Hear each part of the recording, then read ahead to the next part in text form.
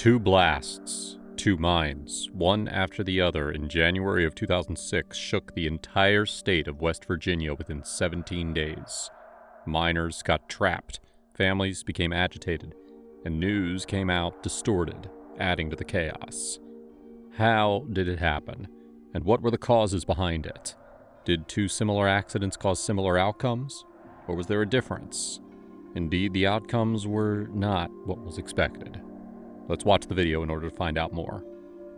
We invest our utmost efforts into bringing you stories of unbelievable real-life incidents. In this video, we're going to share with you two mining incidents that caused an unimaginable outcome that you won't believe could ever happen. We try our very best to provide you with well-researched information. If you want to support us, please take a second to click to subscribe. This is going to help and motivate us to bring more valuable content to your fingertips. West Virginia. West Virginia is located in the Mid-Atlantic region of the United States. Pennsylvania and Maryland border it to the north, Virginia to the south, Kentucky to the west, and Ohio to the northwest. It is the 10th smallest state by area and 12th smallest in population. The state is notable for its mountains and rolling hills, rich in biodiversity and scenic beauty. The history of the state has been profoundly affected by its geography. It has mountainous terrain, vast river valleys, and abundant natural resources. These factors contribute immensely to the driving factors of its economy and the lifestyles of its residents. It also has historical significance due to its coal mining and logging industries. West Virginia was fondly known as the Cog State because of its vast coal, oil, and gas reserves. Although salt mining had been underway since the early 18th century, up until the second half of the 18th century, the more fabulous treasure had yet to be developed. It was bituminous coal, the primary resource that later became the game changer driving the state's economy. When West Virginia's coal reserves came into focus, there was no looking back. The wrongs of investors and industrialists focused on the newfound interest and invested heavily in land and early mining projects. To this day, West Virginia is considered the golden duck due to its mineral resources, especially its coal mining reserves, making it the top coal producer in the United States.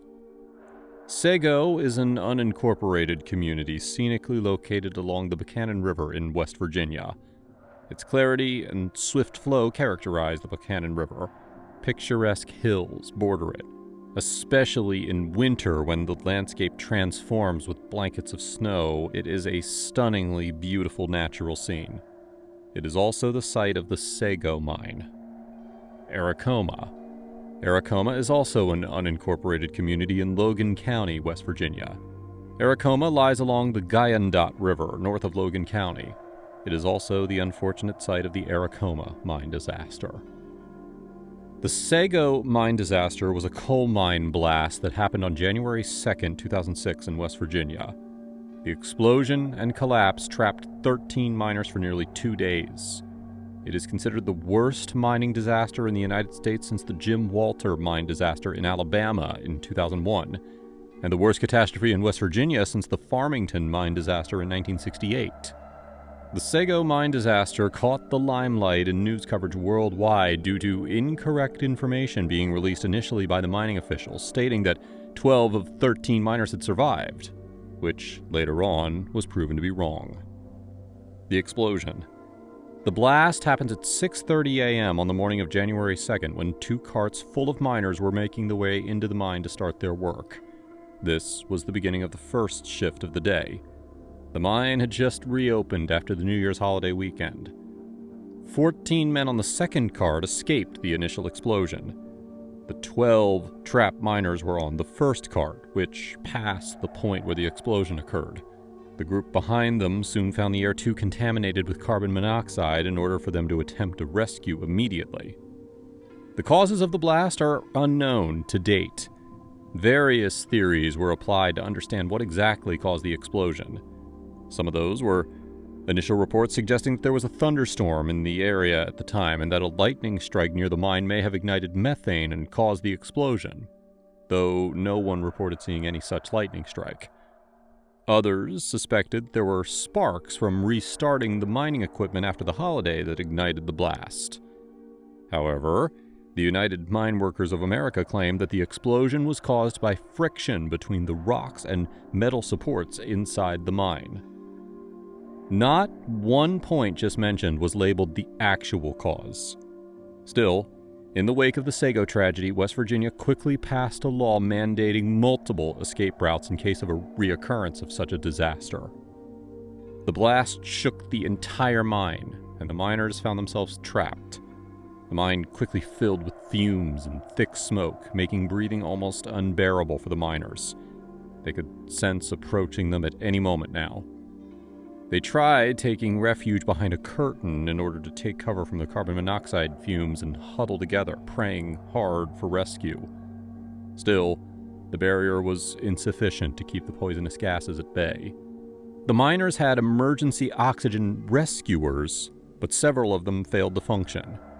They tried shielding themselves, but they were eventually overcome and, one by one, lost consciousness. At the time, some unauthorized mine personnel, media, and others got access to the command center somehow, and that led to the misinformation that all the miners had survived. However, when the actual news came out that most of those trapped couldn't make it out, the families and the community as a whole were devastated. This misinformation also attracted undue global attention and caused problems for higher officials. The initial hours after the blast were chaotic, and the specialized mine rescue crew was not called until more than 90 minutes after the incident. High levels of carbon monoxide and methane gas in the mine atmosphere made it necessary for rescuers to wait 12 hours after the explosion to begin reaching the miners. Tests taken through holes drilled from the surface showed that the air near the miners' last known location contained 1,300 parts per million of carbon monoxide. Just more than 200 parts per million is considered unsafe. About 2 miles inside the mine, the 13 trapped miners were located approximately 280 feet below the ground. The first body was found at 5 p.m. on January 3rd, and it was later found out that 12 out of the 13 miners didn't survive. It took the crew 41 hours to reach the miners, and when they finally reached the men inside, only one miner, Randall McCloy Jr., had survived after being trapped for 2 days. He was in very critical condition. Randall McCloy was removed from the site at approximately 1:30 a.m. on January 4th and was transported to St. Joseph's Hospital.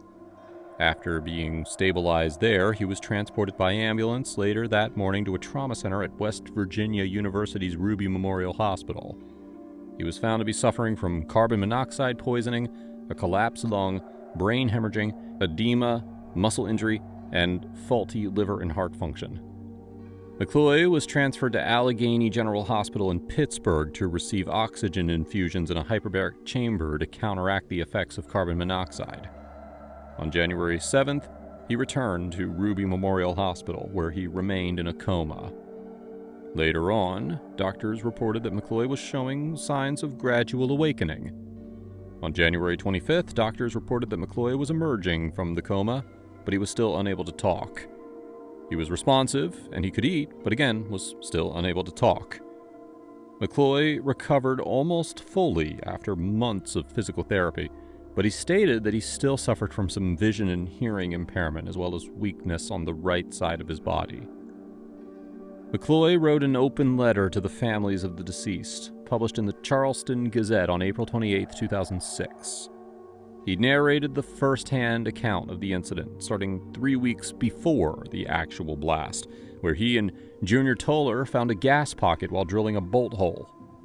The detectors confirmed that it was methane. They immediately informed their superiors and shut it down. He said, quote, "We immediately shut down the roof bolter, and the incident was reported up the line to our superiors. I noticed the following day that the gas leak had been plugged with glue normally used to secure the bolts."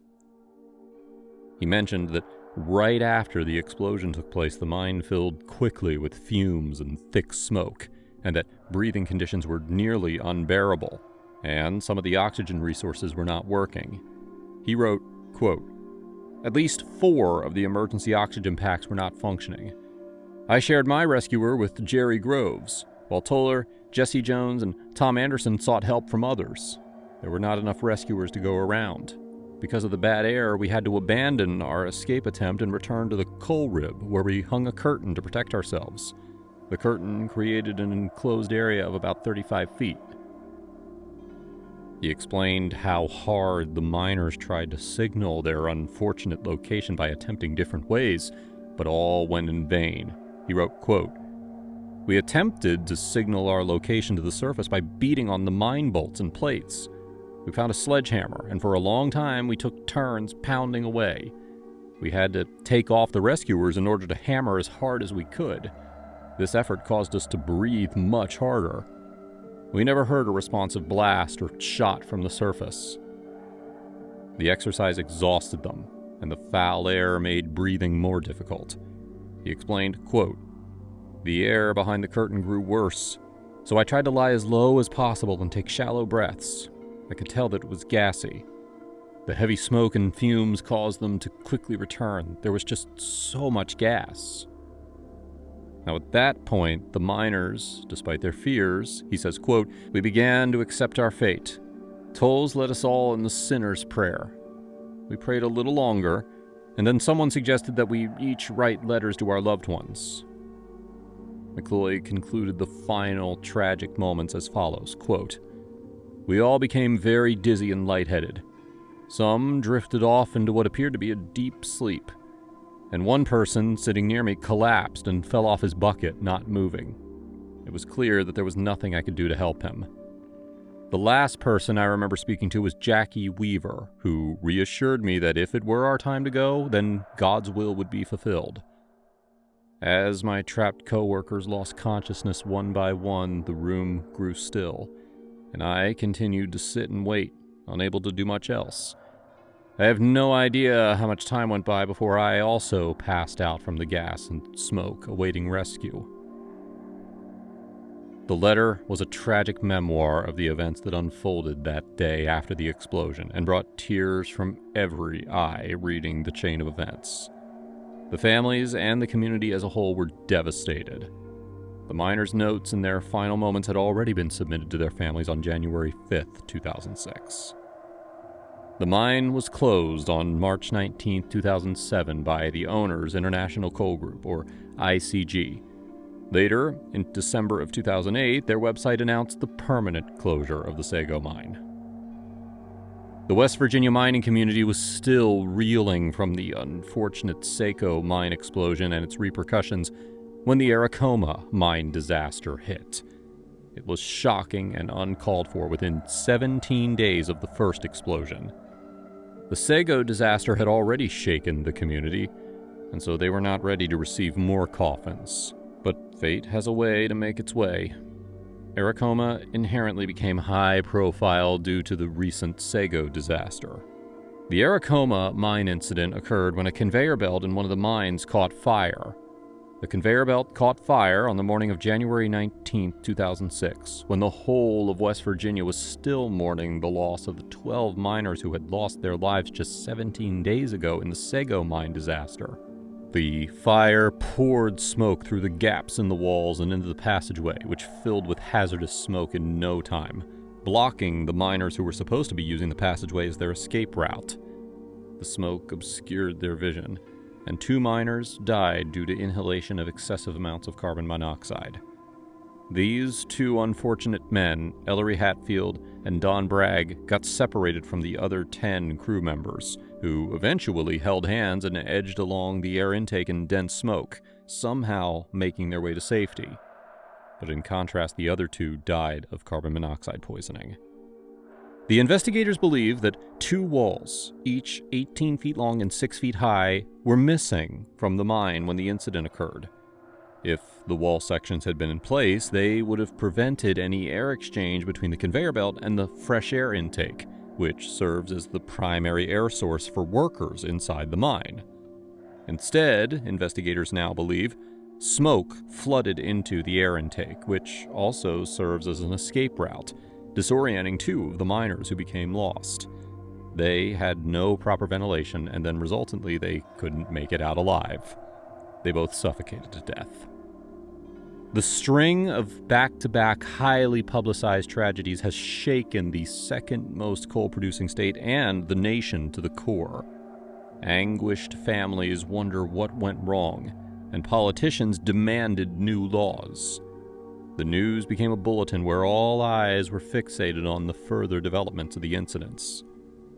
The United Mine Workers of America says that every underground mine should have an on-site rescue team, and MSHA should bar companies from using fresh air escapeways to house conveyor belts, which pose a fire hazard. When the incident happened, the Aracoma coal company affiliated with Massey Energy owned the mine. The Aracoma widows sued the coal company and secured damages and compensations worth a record-setting $2.5 million.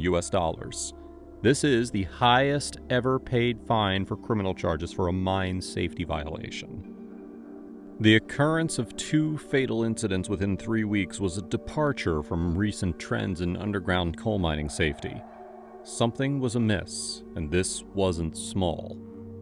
Deaths resulting from the 2 incidents catalyzed the Mine Improvement and New Emergency Response Act of 2006, or the Miner Act, which amended the Mine Safety and Health Act of 1977 to improve safety, health, preparedness, and emergency response in U.S. mining. On March 9, 2006, the Acting Assistant Secretary of Labor for Mine Safety and Health, Mr. David G. Dye, announced emergency rules to be implemented immediately from effect to secure the miners in case of a mine accident. These emergency standards were set to get help as fast as possible. The proposed rules were published in the Federal Register and proposed the following rules. Number 1, self-contained self-rescue devices, or SCSRs. Provide additional SCSRs for each miner underground in a storage area to be readily accessible in an emergency. Number 2, lifelines. Install lifelines in all primary and alternate escape routes to help guide miners when visibility is poor. Number 3, miner training.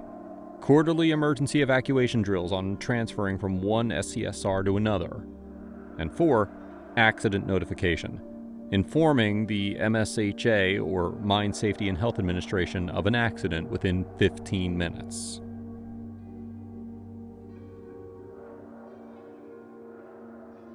Along a remote stretch of coastline, more than 100 miles away from the capital city of Santo Domingo, El Dudu Lagoon is one of the finest natural attractions in the Dominican Republic. Visitors can enjoy swimming in fresh water, leaping off rocks, and even zooming across a zip line that covers the lagoon.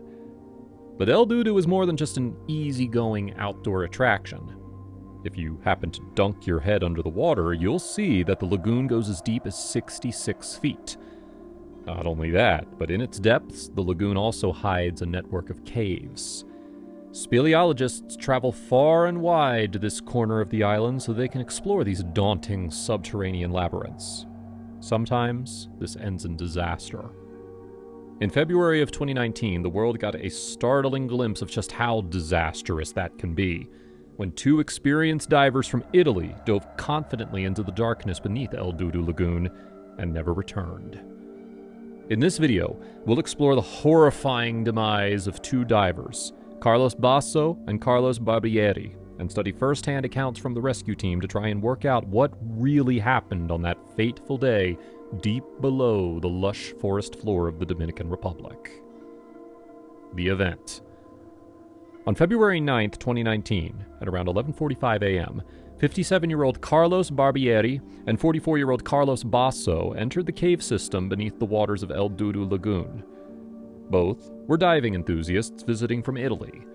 Despite having earned a reputation for doing dangerous cave dives around the world, neither man was diving certified. Ed Sorensen, who ended up working on their rescue mission, recalls hearing that an instructor in Italy had recently told Carlos Basso that he should consider getting proper training, to which Basso allegedly replied, quote, "There is nothing you could teach me that I don't already know."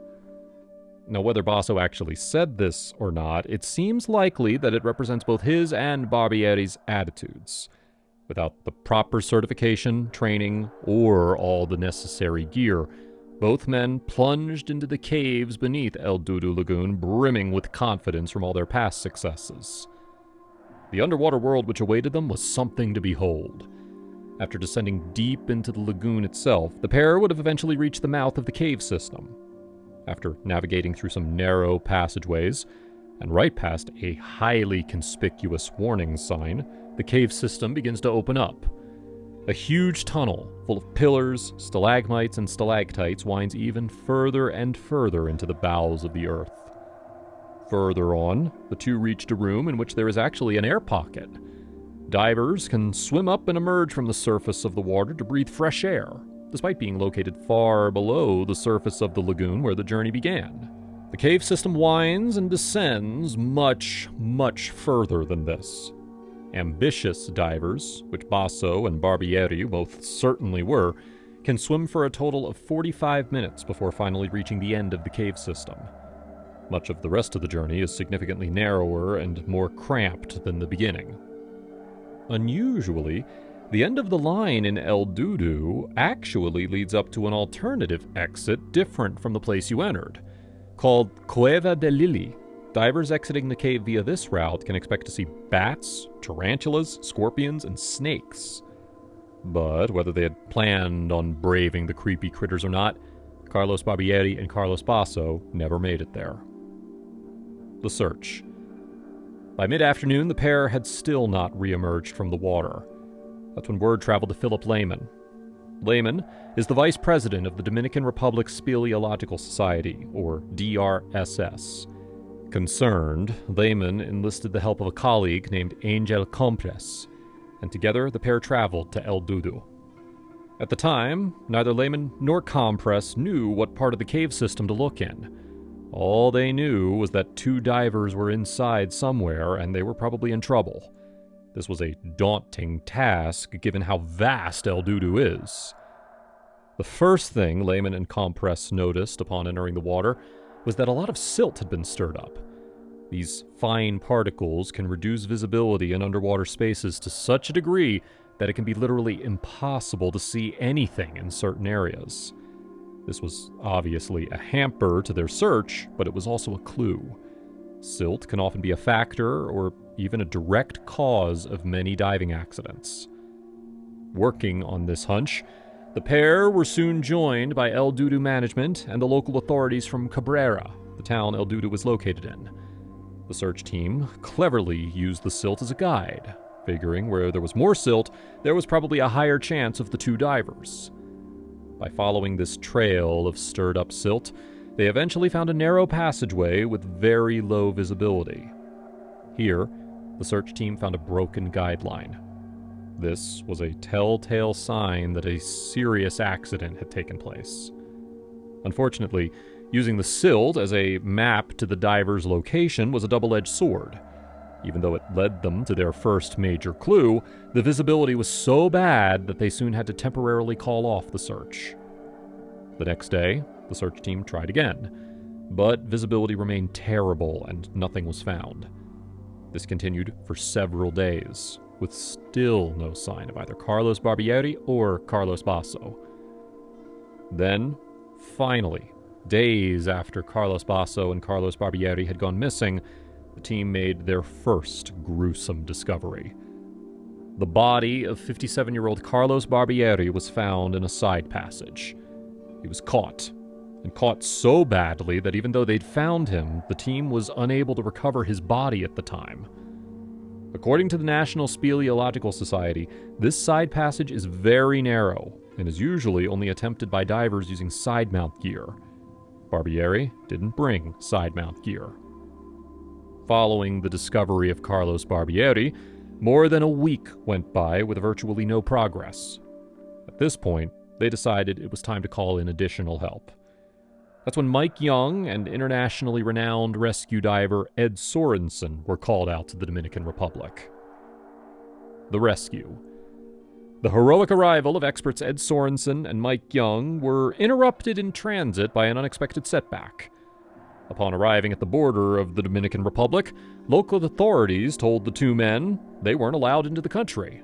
This, while Carlos Barbieri's body remained lodged in the side passage, and Carlos Basso remained missing in the depths of the El Dudu cave system.